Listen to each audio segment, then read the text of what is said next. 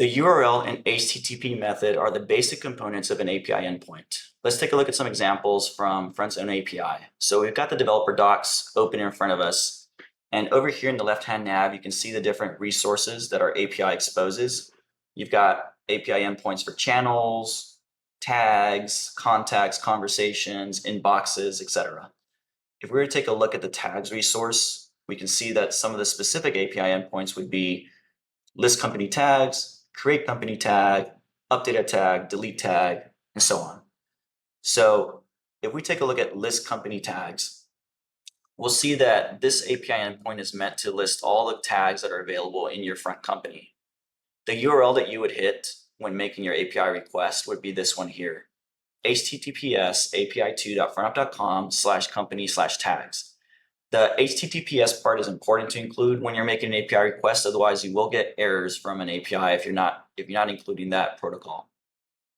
In this case, you're just retrieving information from the API. You just want to display all the tags that are available in your front company. So you're just getting information, and that's why it's a get method. You would expect it to be a get method. If we take a look at the create company tag endpoint, this one's different. This one is meant to create a new tag in your front company. The URL is actually the same, but the method changes to post. And post methods are used to create new resources and systems. So that makes sense. You can think of post as like posting a new message to a blog, if it helps you remember that post is meant to create new resources. When we then look at updating an existing resource, we've got this update a tag endpoint in front. And here, the URL is slightly different because it includes this tag ID, which is the identifier of the tag you're trying to update that already exists in the system. So we'll talk about these path parameters a little bit more later in the course, but just note that the documentation is telling you that the URL is slightly different for updating a tag, and you would use a patch method.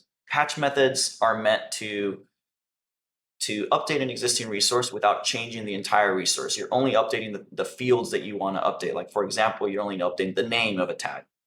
You might also see in different APIs put methods, and put methods are also meant to update existing resources, but they do so by replacing the entire resource with whatever you send. So you got to be a little bit more careful with put methods because you might override something that you don't intend to override if you don't include that information when you make your API request. So just a little note of caution using put methods instead of patch methods.